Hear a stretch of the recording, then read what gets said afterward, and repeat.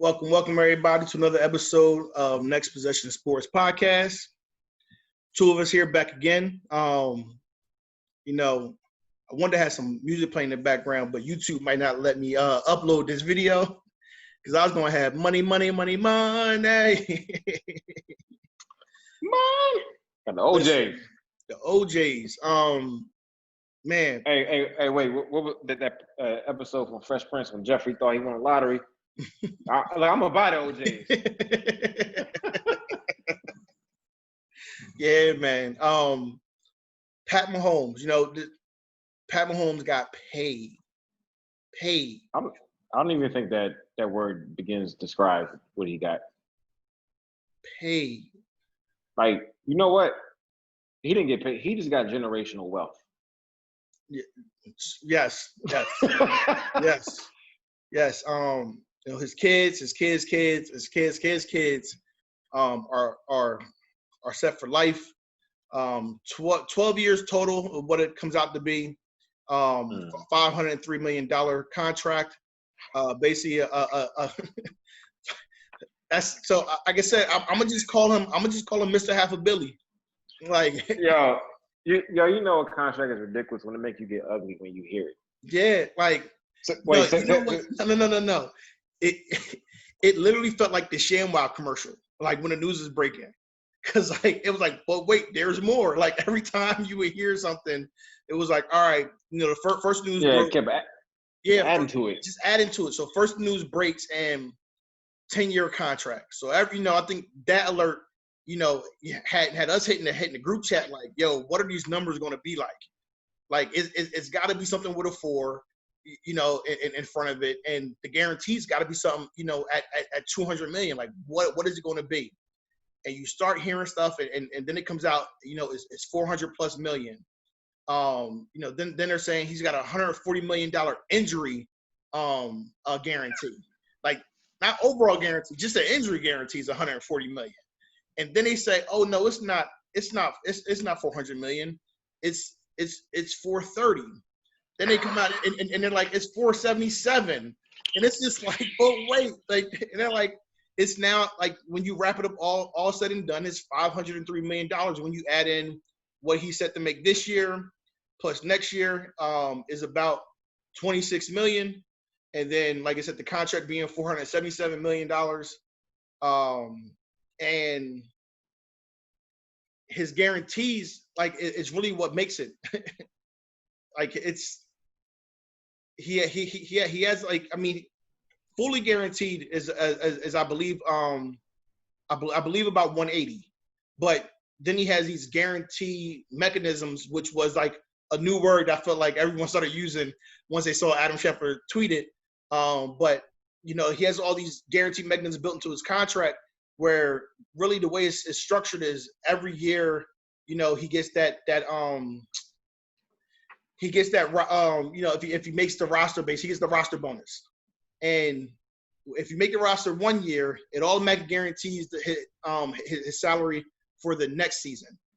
So that's how that's really going to work, especially starting, I think, in like year 5, like 4 or 5 of the contract. So he's getting paid. Yo, what I think he did, one, I think this is how his negotiations went. He probably walked in there and he probably got a new agent. His agent probably doubles as an auctioneer. So he started with that. 2, you know how sometimes players are pulled like before the draft. Goes like, hey, look, man, if y'all draft me, I'm gonna go play baseball. He probably did that. He probably, hey, look, man, if y'all don't pay me, I'm gonna play baseball. That's when his auctioneer kicked in. Like, all right, 400, 450, 5. All right, we can do that. No, not 5. We need 503. So that is a ridiculous amount of money for a very long time. And Patrick Mahomes only 23 years old? Something ridiculous like that. But yeah, when his contract is over, he'd be under 35. Right. And I will say this, be on the lookout for probably an extension done, which sounds crazy. But an extension or a reworking of the contract done probably in 2026, because in 2027 he will have a cap hit of $60 million that one season. He has a $10 million base salary plus a $49.9 million roster bonus, which will bring him to like $59.9 million. And then it kind of drops back down on the back end of that contract. But that's the one huge year in his contract, which I think his agent was brilliant to set up that way, to set it up that way, because it's going to force the Chiefs one way or another to likely have to come back to the drawing board and sit down and talk with him again, as opposed to saying, hey, you signed this 10-year deal, which averages out to be $42 million per year. Like, deal with it. I don't care what the contracts are going for 6 years from now. Like, that year alone is going to make them say, all right, we might need to rework this out, whether they want to or not. Does he have a trade clause in there? No trade clause? I haven't read that portion, but I would almost, without a doubt, believe that has to be included in there. I couldn't see how him or his agent would let that go without putting that in. Hey, at this point, that next contract, he has to get minority ownership. He doesn't have it already. What can you offer at that point? After you did this, you gotta get minority ownership at that point. Yeah. Man, I don't even know, man. Like, I was, it's crazy. I don't even know, like I said, where to begin. It's absolutely crazy. What I do know is that JJ Watt immediately kind of tweeted the eye emoji and tagged Deshaun Watson, to kind of say, you're next. Let's see what kind of deal you're able to now secure now that this has kind of happened. I don't expect it ain't gonna be like that. I don't expect any quarterback to obviously sign a 10-year, $477 million contract the way he did. But at the end of the day, it raises the floor. So if he's getting $40 million per year, or averaging that $42 million per year, and the next highest paid quarterback is 35, I feel like it now starts everybody else out at like 37, 38. Like your top quarterbacks. So now before where you might have been saying, okay, but Russell's only paying 35, maybe we can try to get you maybe a little under that or close to it, or add an extra year but at the same amount, and kind of make you the overall highest paid quarterback. That highest paid quarterback thing, no one's getting. Normally, like every year the next person gets it. You're not touching that anymore. But you're going to try to land somewhere in between, a Russell Wilson and his contract. So no, you're not getting that contract, but this does help Dak Prescott and Deshaun Watson for their negotiations. I still think Russell Wilson is the ceiling, because to negotiate anything close to what we have, like, you got to do what Patrick Mahomes did in a short period of time. Like, he's only coming to the fourth year of his contract. So one, you got to not start the first year, you got to get MVP the second year and win Super Bowl the third year, and then do everything you did. So I think it makes it hard to negotiate with anybody, because like, hey, look, Mahomes getting this, like, yeah, but you ain't did half of that. Mm-hmm. Well, so I think these accomplishments built into it. Well, here's the thing. I think there's one quarterback in the very near future. I'm talking next offseason potentially. That will be able to come close to that, and that's Lamar Jackson. Yep. Because he's kind of following on that same trajectory. Obviously, Super Bowl MVP is really what will be needed to really make him on that same exact trajectory. But second year MVP of the season, really taking the league by storm. Making it a nightmare for teams to be able to prepare for you. The only other thing I really think is really holding Lamar Jackson back from what Mahomes has is Mahomes just has the superior weapons around him. Not that Mahomes isn't a better quarterback, but Lamar Jackson doesn't have the same talent on the outside that Mahomes has. But Lamar Jackson is going to be one of those quarterbacks that you're going to see also break the bank something crazy when it's his turn. Yeah, and if, when it comes to negotiating, they're really going. It depends on how you develop as a passer this year, because they're going to use it as a way Yeah, like not I to said, pay all him. that develops. But like I said, I can develop as a passer better if you give me better options. Nah, no, no, no. I definitely agree. When When it you're comes to talking, negotiation, people come with any excuse. yeah. But like So I said, yeah, KC but definitely, yeah, with Casey having Hill and Miko and Sammy and then one of the best tight ends in the game and Kelsey, like you add all those players and then you go on the other side and it's Hollywood. Like, Speaking of which, it's going to be very interesting to see how the Chiefs shape their roster over these next 10 years. mm-hmm. Yeah, You it got is. somebody making that chunk of money. You have to draft really well. So, You have to and draft really well, but hold on real quick. I was gonna after the Super Bowl, I'm thinking all right, Andy Reid probably got another 2-3 years. But with this contract, you got to have somebody as smart as Andy Reid at your head coach and making the moves, because you got to hit home runs every time. The good thing is I say this, one, I don't think Andy Reid's now retiring until this contract's over.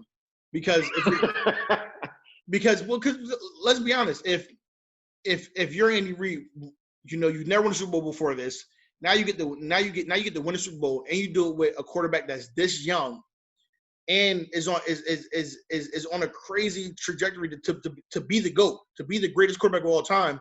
You're not backing out of that. Like you're a quarterback that is prime, who has shown if you had to bet money on one player winning multiple Super Bowls or even one Super Bowl over the next 5 years, he's the guy you're putting your money on.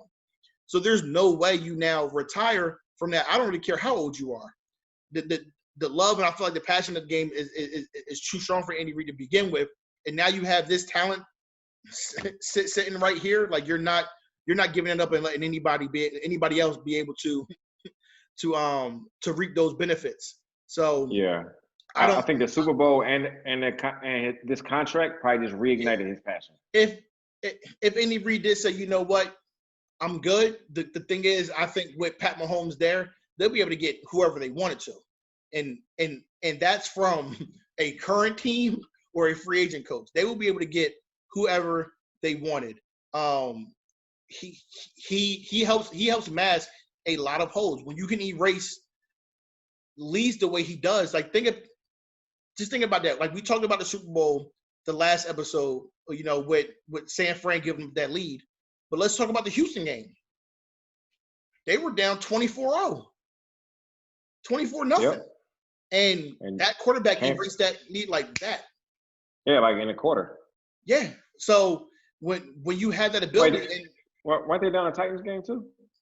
They were down a Titans game. So like I say, and you no lead is safe when you have him on the other side. And because of that, there's obviously ultimate players who are going to want to go make to go get paid.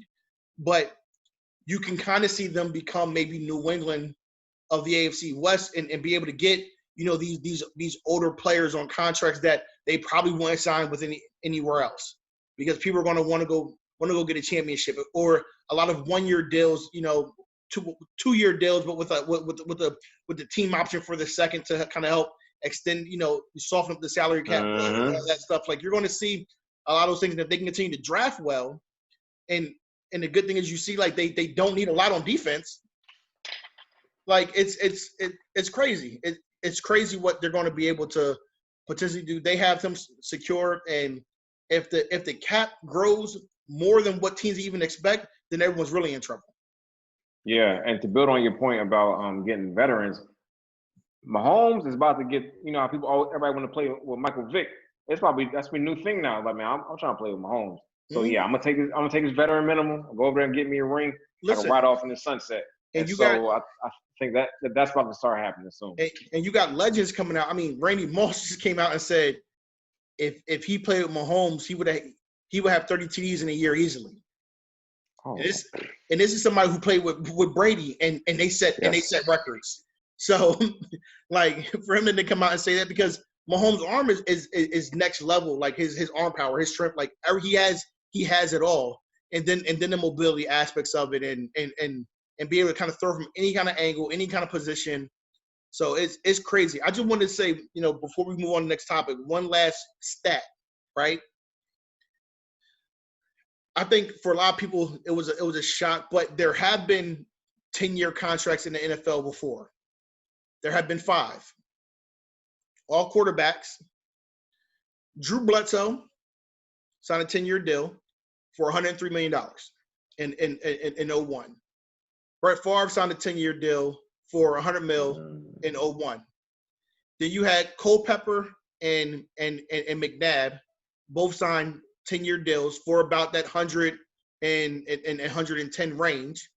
Then you had Vic, who was the last 10-year deal before Mahomes, who signed a 10-year deal, $130 million. Those 5. Wait. The one with Vic, what team was that with? That was with the Falcons. That was 03. Okay. I think he signed 03, 05, something like that. But that was with the Falcons. That was his $100 million contract. But those 5 contracts were 5 separate 10-year deals in the early 2000s, so not that long ago, which totaled $550 million. Mahomes by himself signed a 10-year, 477 or 12-year, 5, whatever you want to say. But that's just kind of putting that perspective, like he almost signed as much as those 5 quarterbacks combined, is crazy. Yeah, I think it's crazy. And just thinking about roster structure, I think over the next couple of years, you're gonna see I think Tyreek Hill probably on his last contract with the Chiefs. I think once they run out, they're gonna start playing a comp pick formula with everybody. Exactly. And drafting to replace, just because you have to. You can't really afford to pay anybody else. No, they're gonna, like I said, they're gonna have to hit on their rookie deals and be able to get 4 years. I couldn't even say 5 years because that's only going to count for those first year draft picks, but they're going to be able to get 4 solid years on these rookie deals to really be able to obviously offset the amount of money that he's taken up. Sammy Watkins probably on his last year of his deal. So they got 2 more years to play with. This year and next year. Yeah. But this year is really already a wash because your roster is basically set. So it's really only 1 more next year, and then after that, you really start getting into that new contract money. So.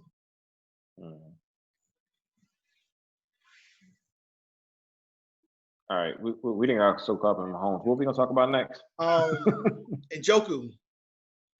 Oh yeah, David Njoku requested a trade. I guess we put the poll on the page, and so what was the results of that? You know what? Let me see if I can pull those results up real quick.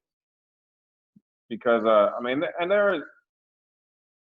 a lot of teams who need a tight end Njoku definitely got the talent. His production never matched it, but also he hasn't been in Cleveland, which we've seen, and he just got a competent coach. But they did sign Austin Hooper, and they did sign they did draft Harrison Bryant. So I'm not really sure what happened and why he requested this trade, but I can definitely speak. I can definitely speak to that. If you want me to speak to why he requested the trade. It's obvious, but like, why wait till now?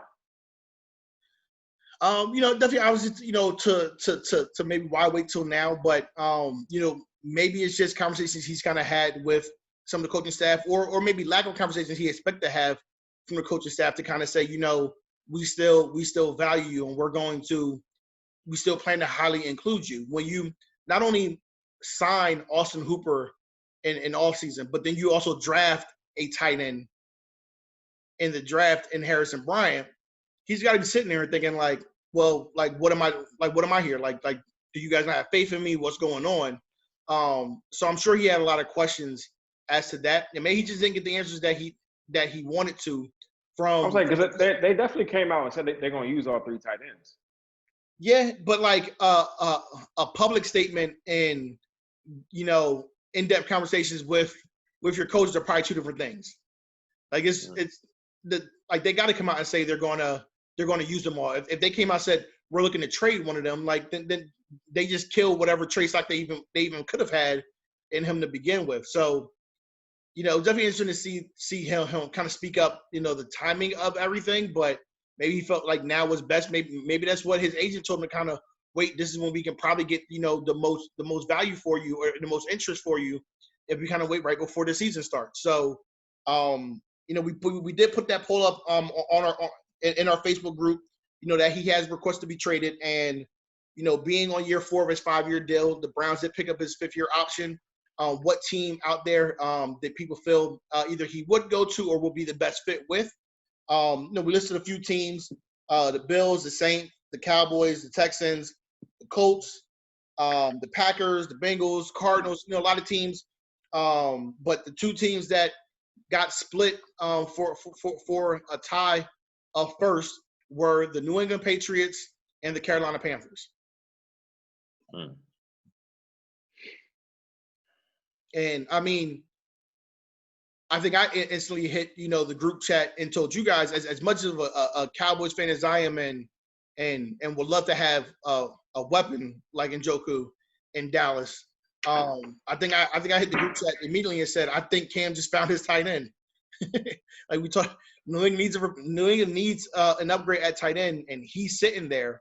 I like that's the one to me that just seems to fit so seamlessly right now with Need, with Cam and his uses of tight ends over his years at QB. So that's one that intrigues me, and maybe just because I want to see Cam do so well next year.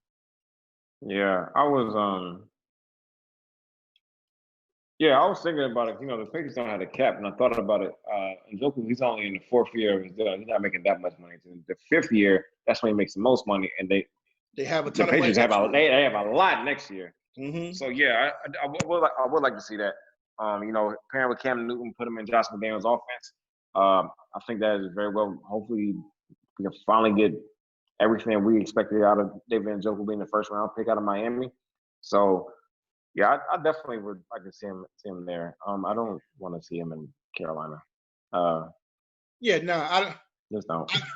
I wouldn't want to see him in Carolina because I don't think Carolina has any chance of making the playoffs and things of that nature. But I mean, it's still a team that has a need for that position, and we try to put some teams with need there. Mm-hmm. But another team that we were big fans of their offseason, and you're actually a big fan of their potential for this upcoming season.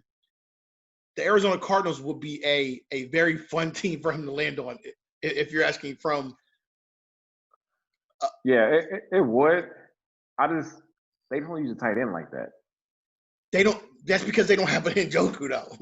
But on top of that, Kingsbury, he like to go 4 wide like this whatever offense he went, I forgot. Mm-hmm. But like he likes going 4 wide a lot. That's why they didn't use. They had Charles Clay, who's not a pushover either, and they didn't throw him the ball like that last year. Yeah, but we'll see. He's also had his share of drops, which I wonder if that drives the trade value down a little bit. I think he had the highest drop rate for tight ends last season. I actually read that stat while shortly after he had demanded to be traded. Somebody was posting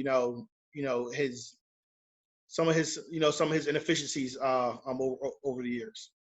And a place I thought was intriguing, but I don't think they trade from just because they like the tight end they have is Buffalo.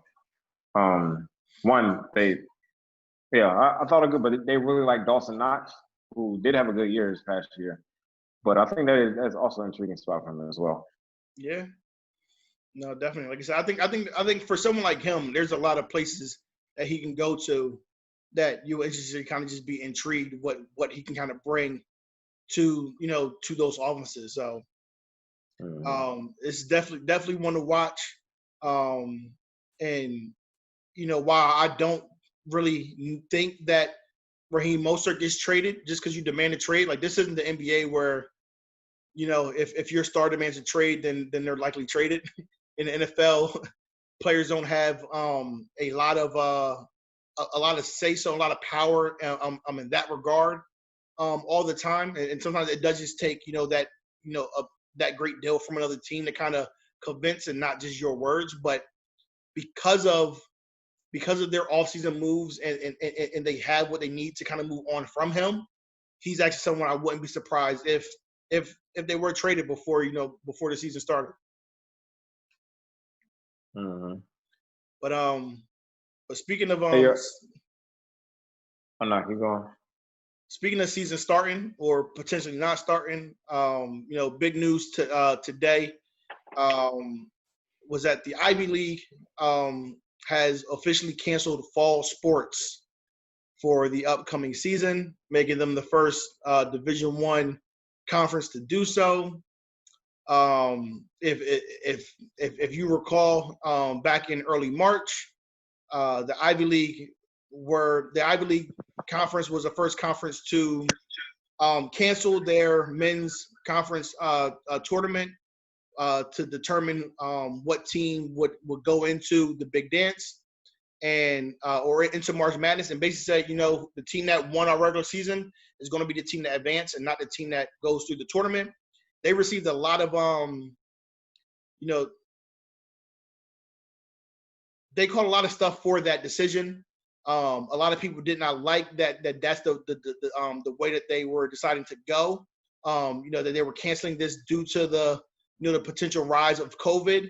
And then 2 days after that, you had the situation where Rudy Gobert had tested positive for the coronavirus, and you just kind of had the domino effect from that point. You had the NBA pause play. You had the ACC tournament pause or basically canceled their tournament. I think they got 2 nights in, and then they had to cancel, and then obviously no March Madness. And we really haven't had sports since then. So for them to be the first conference to say we're not going to have any fall sports, it's been a fear of mine as a college football fan of not having a season. But I think with them doing this, to me, it's kind of the writings on the wall, and potentially only going to see the other conferences follow suit as well. What do you think, Kamal?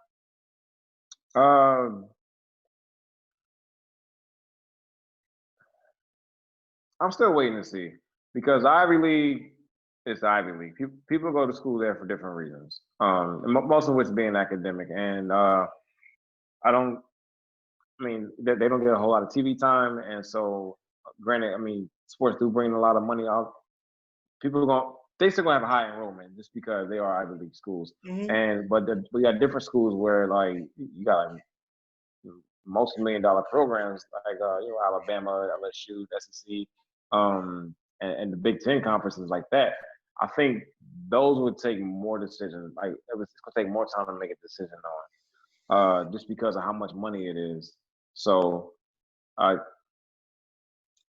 because it is a money-driven country, I can't say the writing's on the wall. Yeah, while I agree with you, and the selfish fan in me, like I said, wants nothing more to see, my team and to see the rest of the teams take the field in the fall. While it's a money-driven society, the thing that I think that they have to wrestle with is not just what's going on in the safety of the players. It's the fact that if campuses are shut down and you're doing virtual learning, then how is the football team allowed to come and be on campus and things of that nature? So I think, are they student athletes, with student being the key word that comes first, or are they there to make you money?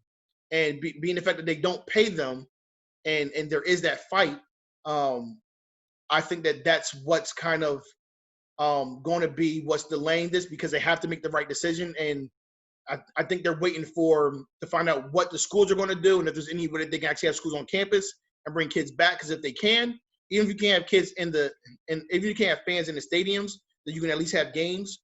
But if not, to kind of treat them the same way, the NFL is going to treat their players, or the NBA is going to treat their players. It's different when they're not professional athletes.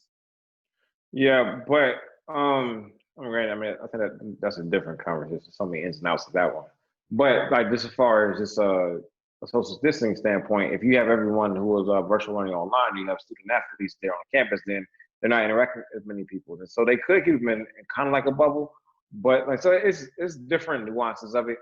So like I said, I don't know. We've seen so many things just because of everything money related. So because I've seen it, and then while a lot of decisions have been disappointing, I don't know. These next few weeks are going to be very telling because we're getting closer and closer to the season. As far as spring practice, well, we're past spring practices now. But as far as like camp starting and stuff like that, because we're middle of July, and they typically go like the end of July.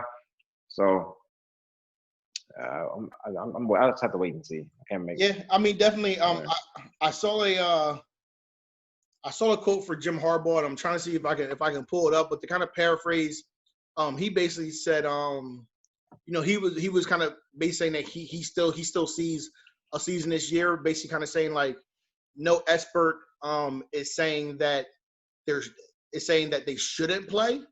Kind of being his reasoning. So we'll see how that goes. But yeah, he said, let's see, Jim Harbaugh.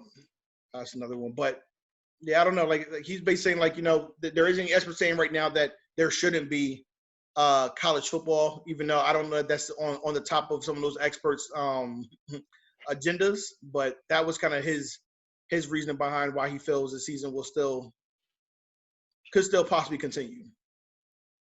Yeah, and then I don't know. There's so much for this, but we know the thing that you have in college you don't have in NFL is that you have so many players in college.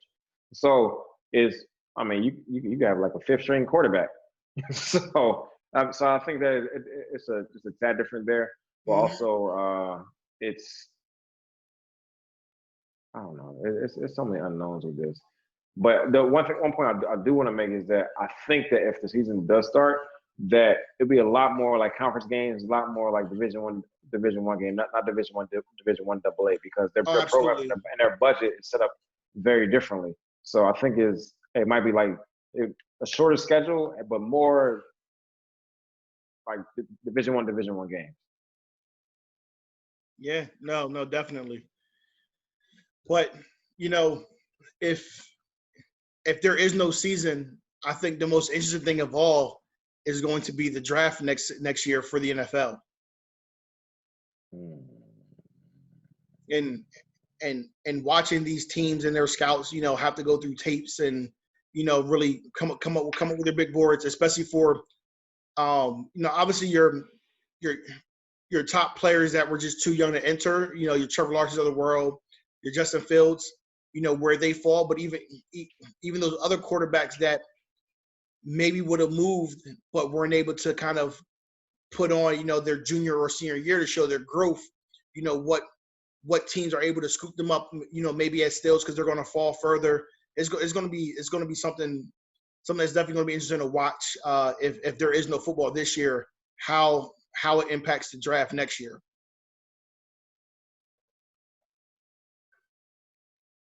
Yeah. like that's going to be crazy. Like obviously players won't lose a year of eligibility. So I think there will be a lot of players that will go back to college to kind of get that extra year of film. But there's going to be other players who, like I said, like a Trevor Lawrence who couldn't come out last year and is not going to risk going back to college before coming out. So I also wonder if there's even going to be 7 rounds of a draft next year if there's no college football this year. Like, could it be a shortened draft? Like what if it's only 4 rounds? Like, so it's so many possibilities, so many different ways. Could be a longer draft. What'd you say? It could be a longer draft. Yeah. Like they argue for 10 rounds this year. They argue this year because they didn't have a chance to bring players in for workouts and all of that. So who knows? That's definitely something else to watch though. Mm-hmm. But yeah, man, that's all I got. You got anything else?